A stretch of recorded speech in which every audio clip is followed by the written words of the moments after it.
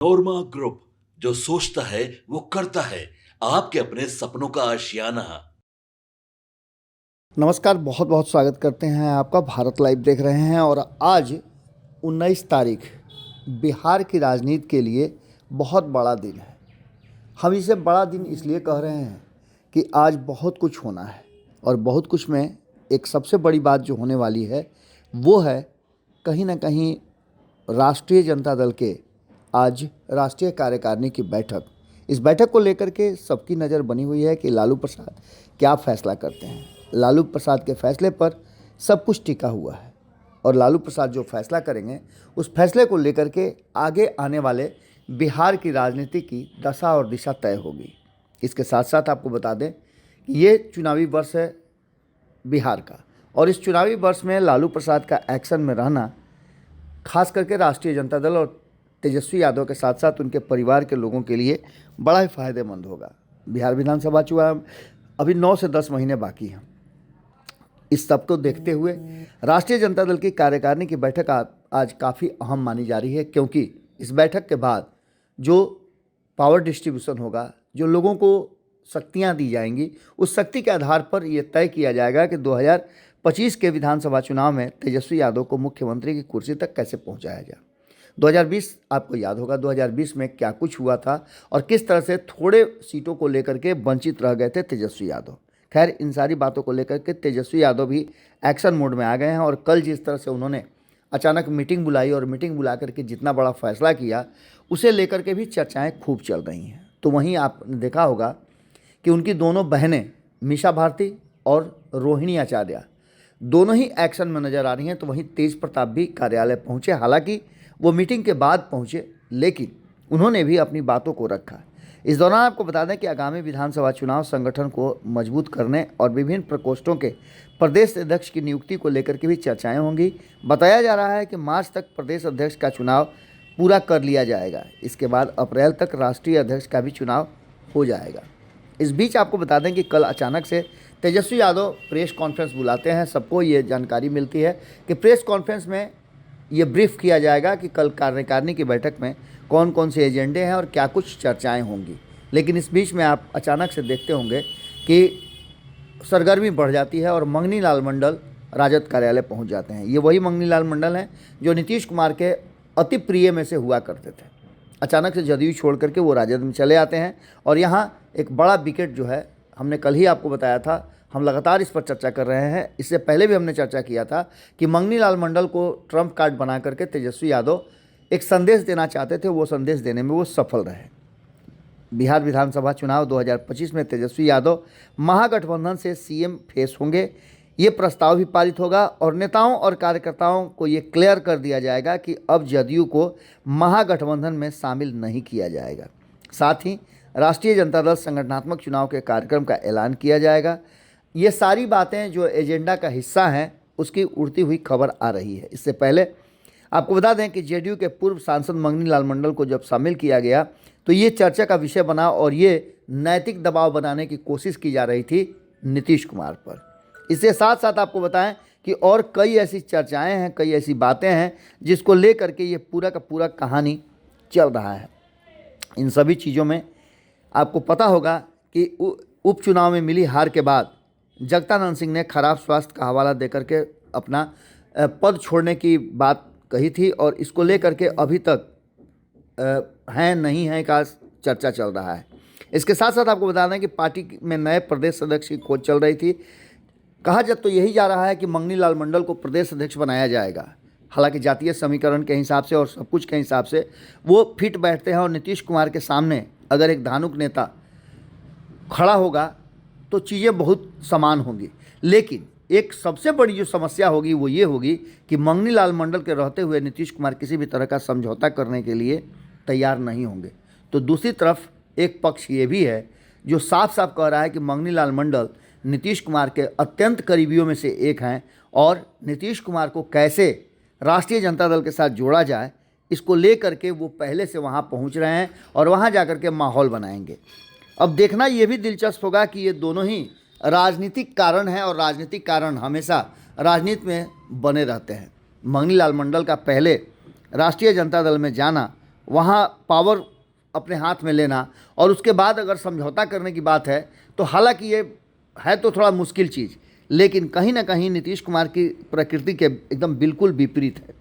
इन सभी बातों के साथ साथ आपको बता दें कि जिस तरह की चीज़ें सामने आ रही है उससे साफ लग रहा है कि आज का दिन जो है वो राष्ट्रीय जनता दल के लिए बहुत बड़ा दिन होगा। खास करके एक सबसे महत्वपूर्ण बात जो चर्चा में है वो ये है कि आज लालू प्रसाद अपने जीते जी अपने बच्चों के बीच में पावर डिस्ट्रीब्यूशन करेंगे। प्रदेश अध्यक्ष के चयन की चर्चा तो होगी ही, इसके साथ साथ लालू प्रसाद अपनी विरासत में किसे क्या देंगे इस बात को लेकर के भी चर्चा होनी है। राष्ट्रीय जनता दल की राष्ट्रीय कार्यकारिणी की बैठक आज पटना में होने वाली है। ये बैठक पिछली बार भी हुई थी और उसके पहले भी जो बैठक हुई थी उस बैठक का भी आपको याद होगा कि दिल्ली में जब बैठक हुई थी तो तेजस्वी यादव को बहुत सारे अधिकार स्वतः लालू प्रसाद ने दे दिए थे। जो प्रस्ताव पारित हुए थे उसमें पार्टी के सिंबल और नाम बदलने तक का उनको अधिकार दिया गया था। क्या हुआ ये सबको पता है, लेकिन अब जो वर्तमान परिस्थिति बनी है उसमें कहीं ना कहीं एक बात तो साफ नज़र आती है कि राष्ट्रीय जनता दल जिस तरह से 4 सीटों के उपचुनाव में बुरी तरह से मात खाई है उसके बाद से लालू प्रसाद भी एक्शन में आ गए हैं और लगातार अपने गिरते हुए वोट बैंक को संभालने की भी बड़ी जिम्मेवारी है। तेजस्वी यादव ने अपने रुख बदले हैं, लगातार वो कार्यकर्ता दर्शन कर रहे हैं, कार्यकर्ताओं से मिल रहे हैं। जिन लोगों से वो पटना में नहीं मिल पाते हैं या जो लोग नहीं आ पाते हैं उन लोगों से मिलने के लिए वो उनके क्षेत्र में जा रहे हैं। इसके क्या असर होंगे ये भी देखने वाली बात होगी। वहीं आपको बताएं कि कई घोषणाएं भी तेजस्वी यादव कर चुके हैं।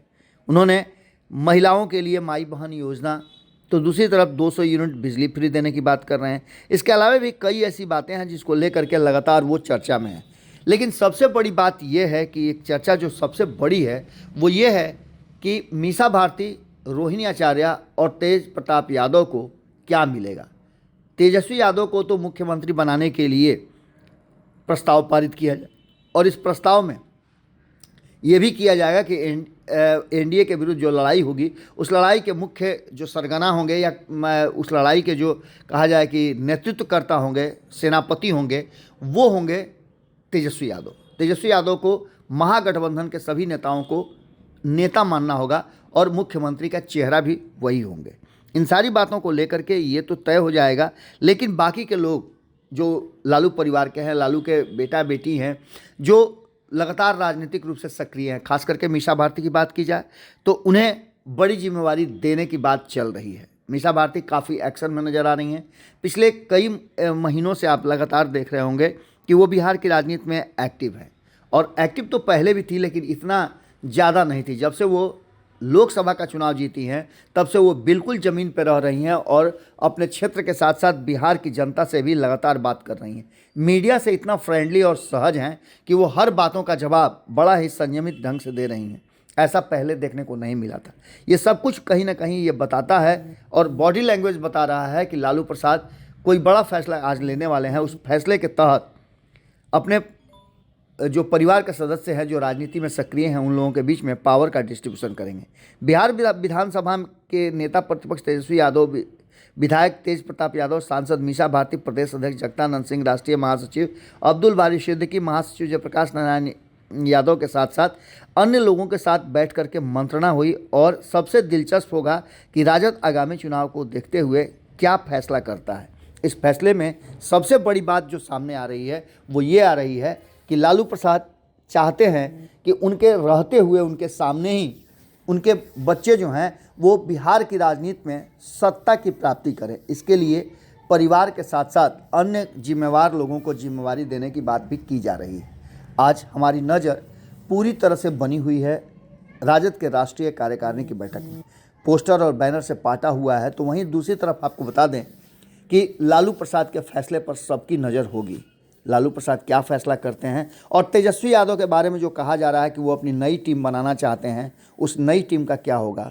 नई टीम में क्या पुराने लोगों को शामिल किया जाएगा, जगह दिया जाएगा, ऐसे लोगों को पार्टी में बड़ी जिम्मेवारी दी जाएगी जो आते और जाते रहे, छोटी छोटी बातों पे तुनक जाते हैं, या फिर क्या कुछ कहा जाएगा। मंगनी लाल मंडल को प्रदेश अध्यक्ष बनाया जाएगा, इसकी संभावनाएं बहुत कम है। अगर ऐसा हो जाता है, मंगनी लाल को बना दिया जाता है, तो ये मान के चलिए कि कहीं ना कहीं राजद ने सरेंडर कर दिया है और राजद के पास इन 25 वर्षों में जो पार्टी का संगठन का निर्माण हुआ, पार्टी बनी, उसके बाद से कोई ऐसा व्यक्ति नज़र नहीं आया है जो जिम्मेवारी को संभाल सके, जो शुरू से ही पार्टी का समर्पित रहा हो। ऐसे लोग जो पार्टी में आते और जाते रहे हैं, जगदानंद सिंह के बाद अगर प्रदेश अध्यक्ष मंगनी लाल मंडल को बनाया जाता है तो निश्चित रूप से राष्ट्रीय जनता दल का कद थोड़ा कम जरूर होगा।